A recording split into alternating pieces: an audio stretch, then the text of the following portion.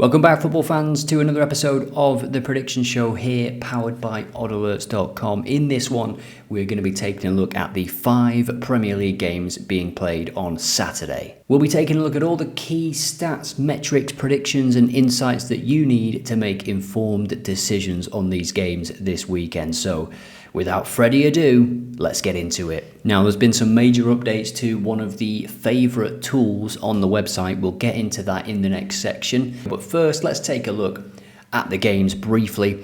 Brighton hosting Everton. Interesting stat about Brighton. They've won one Premier League game since November. Bit unexpected, that, isn't it? It is 12th against 10th here. Everton come into this higher ranked in the league. They're actually with one defeat in the last 5 games, I think it is. Wolves against Bournemouth, massive game for Wolves. They're all massive at this moment in time. Leeds against Arsenal.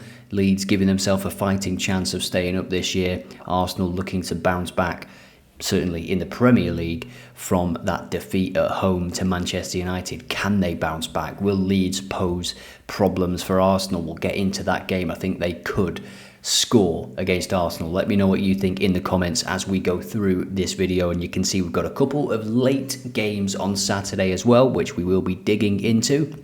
BTTS is 1.72 for Chelsea against West Ham. West Ham really do need to start picking up points, and Chelsea under Liam Rosenior did something that no other team has done since December 2024, which is win a competitive game against Napoli at their own stadium. What an achievement that is, and a very good performance from his side. 3-2 victory in the Champions League on Wednesday night. What a night it was, especially in Benfica. And we end with Liverpool-Newcastle. Liverpool 6 against Newcastle 9th. Newcastle drew with PSG, didn't they? They are through to the playoff stages in the Champions League.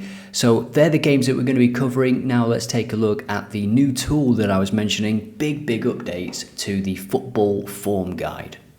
So this is the football form guide, and I think we'll probably come across some interesting metrics and interesting data for certain teams as we explore this tool and as I show you the new updates. So previously, you could only view one stat at a time. Now you can map 3 different stats onto the table. So by default, we see won, drawn and lost, which is pretty boring, isn't it? So Arsenal have won 7 of the last 10 games. We're looking at the last 10 games here. You can pick last 5, 6, 25, 30, whatever you want, you can do it.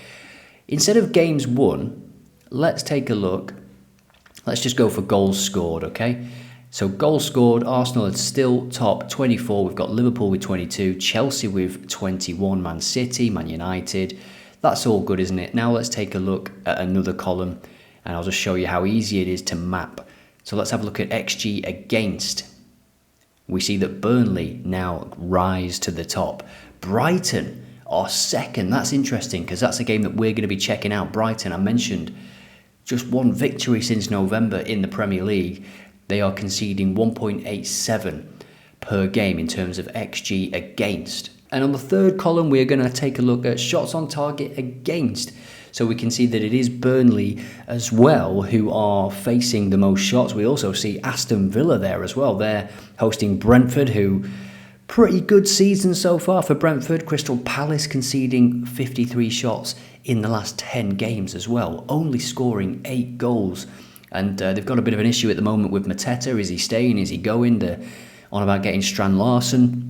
But you can see here, even amongst these teams, Crystal Palace in a league of their own, worryingly, with just 8 goals scored in the last 10 games. West Ham conceding plenty of shots, as you might expect. Newcastle and Chelsea. So Chelsea also conceding plenty of shots. Chelsea were up there, weren't they? And West Ham are as well for XG against. So that could be an interesting stat, an interesting data point to remember when we come to look at these games. So that is the football form guide. The link is in the description if you want to check this out. It is a great tool to just go and explore. We can look at over 2.5 goals. We can see West Ham 8 of the last 10, Arsenal 8 of the last 10, Chelsea 7 of the last 10. You can quickly go and take a look at BTTS as well. And we see that AFC Bournemouth, 9 of the last 10, they're away at Wolves. Will it happen again? Wolves need a goal, there's no doubt about that. Chelsea, 8 of the last 10 ended with BTTS landing, including that massive win for them in the week in the Champions League. Burnley, 8 out of 10. Burnley's away games especially always end with BTTS. They are a good goal-scoring team away from home, and they are at Sunderland this weekend. We'll get to check out that game as well. Leeds, BTTS, can they score against Arsenal? Right, let's jump back to the fixtures and start to dig through the data for Saturday's games. So I've got OddAlerts.com open here. I'm looking at the game. Let's see what data I can find. BTTS is a common occurrence for Brighton, 7 of the last 10 home games and a vast majority of the home games so far this season. And we can go back to the results tab here just to show you the one victory that they have since November, since the end of November. It came at home to Burnley. Quite a few draws in there as well. And for Everton, if you're watching Everton, you usually don't see that many goals. As we can see here, looking at the over 2.5 goals section, just once, twice in the last 10 games, just 2 games of the last 10 have seen over 2.5 goals landing. Now, using the odds comparison, we can see that under 2.5 goals is a value bet here based on our probability model. It carries around 6% edge at the moment, depending on the odds that you can get. The current odds just over evens with bookmakers such as 1xBet. But will Brighton improve? Can they get that second win since November? I think they probably can. They've scored in the last 6 games straight across the Premier League. Now, I just wanted to turn your attention to the cards section as well. Here we can see the average cards per game, 3.82 per game for Brighton at home, and 2.18 cards per game for the opponents of Brighton when they play at home. And on the other side of that, we can see 1.18 for Everton in terms of their opponents being booked away from home. But look what happens when we put this to the home form. It jumps right up. So that there is an indication of the different playing styles, the different intent, shall we say, when Everton play away from home compared to when they play at their new stadium. So this is likely to be a tight game, but our probability model is favouring Brighton, just like the bookmakers are as well. Let's go and check the latest odds. 1.94 is the best you can get with 1xBet. Again, let's do an AI fixture simulation using our probability model. It gives us a Brighton 1-0 victory, a tight, narrow game. Common scorelines 1-0, 2-0, 1-1. It's not far off, is it, from the type of game that you might expect to see on Saturday. Thanks for watching so far. I hope you're enjoying this video. Remember to get your predictions in the comments. Love to hear your predictions. There were some amazing ones in the Wednesday video for the Champions League.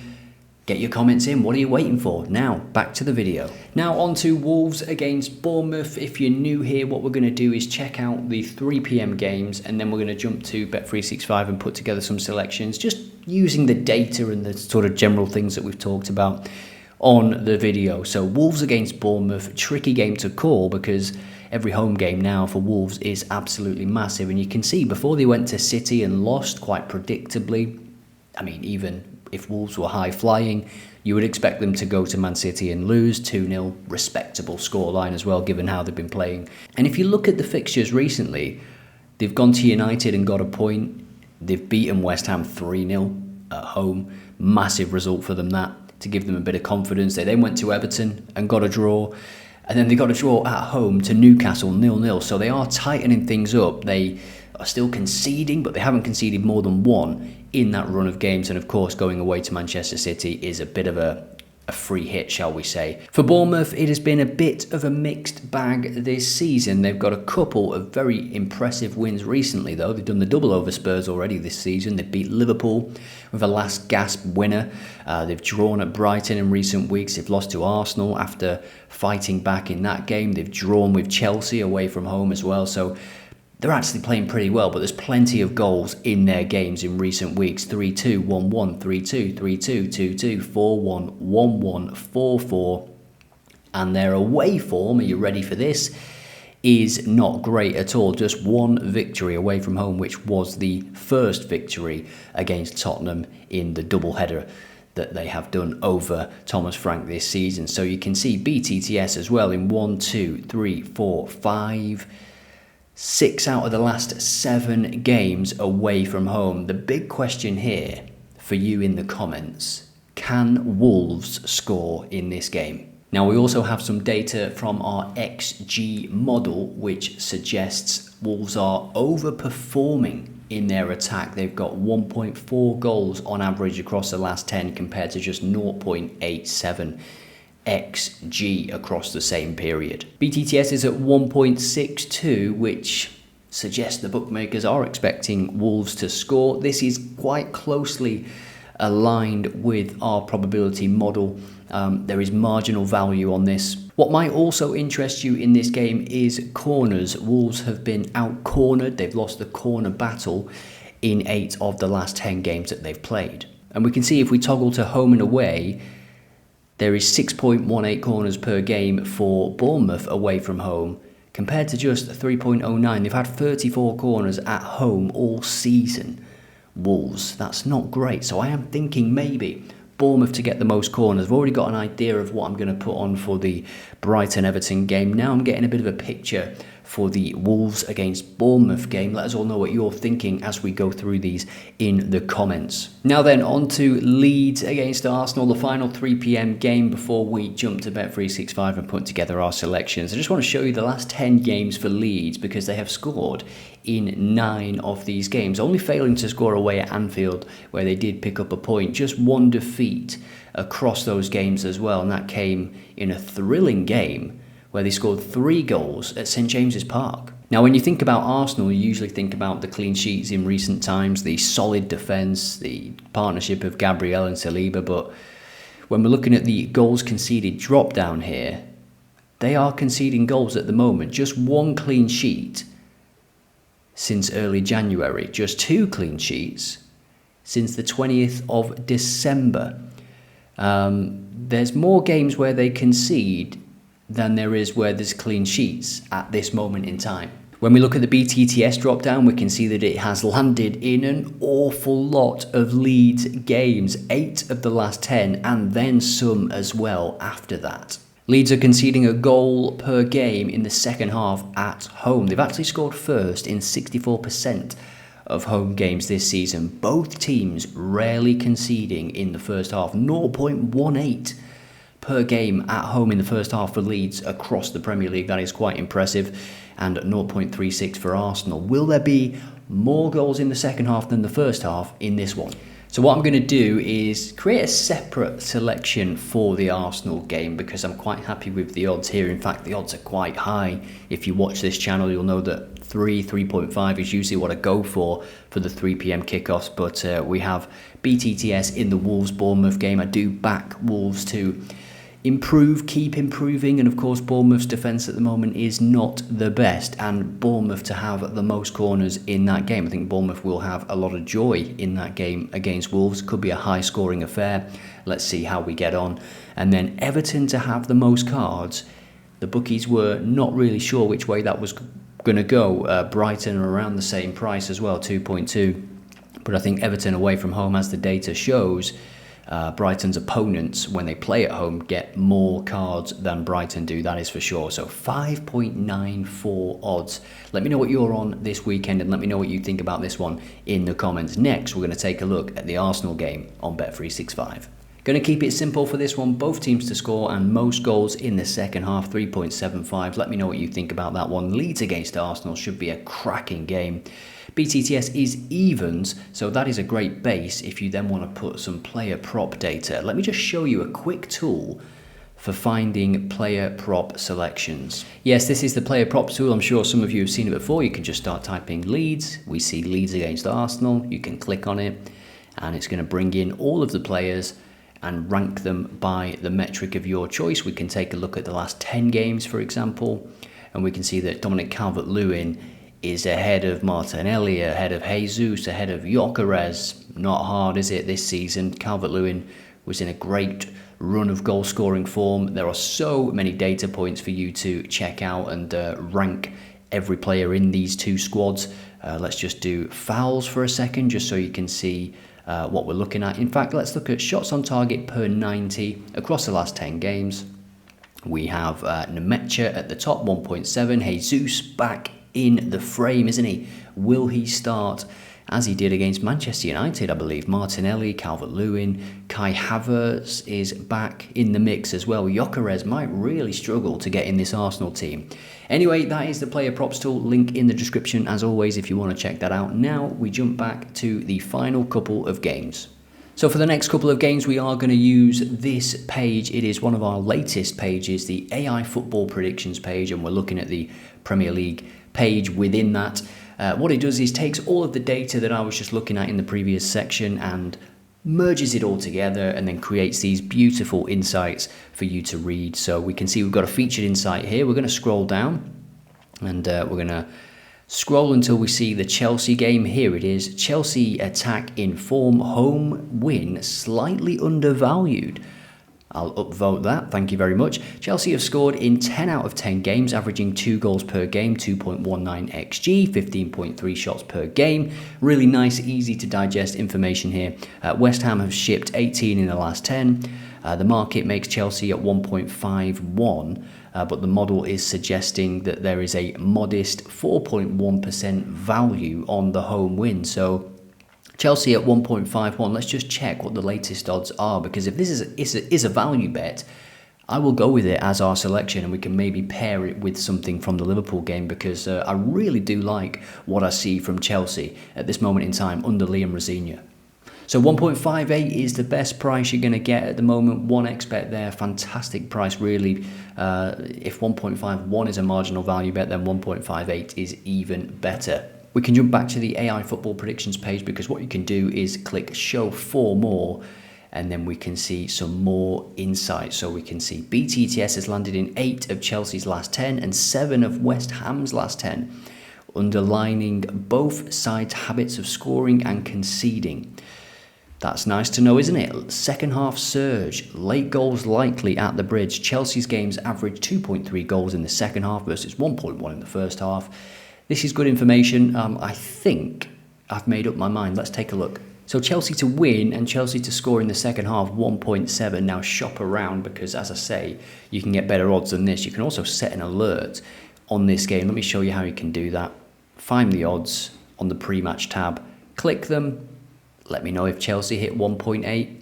Save it. That's it. It's saved. You'll get an alert if and when that happens. Next up, Liverpool-Newcastle, usually classic games these, aren't they? Liverpool, 1 defeat in the last 10. They were unbeaten, but there was quite a few draws in there, as we can see. 5 wins, 4 draws, 1 loss, allowing just 9 goals with 0.99 expected goals per game. That's pretty close to 1, isn't it? 1 goal per game, so maybe Newcastle can score in this game. Newcastle come off the back of a very tricky, or very labour-intensive, shall we say, game away in the Champions League.